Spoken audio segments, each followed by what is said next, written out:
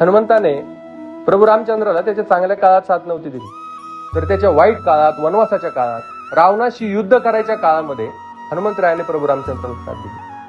कदाचित हनुमंताच्या जागी आजकालचं जर कोणी असतं तर त्यांनी विचार केला की वल्कला धारण केलेल्या वनवासी प्रभू रामचंद्राला मदत करण्यापेक्षा सोन्याची लंका असणाऱ्या रावणाला मदत करणं कधीही व्यवहार्य राहिलं असतं. परंतु हनुमंताने सत्ता संपत्तीचा विचार केला नाही.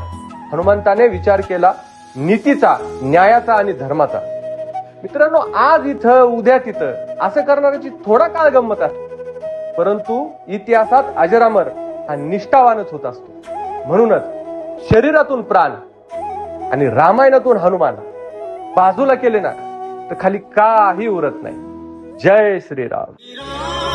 जानकी बैठे मेरे दिल में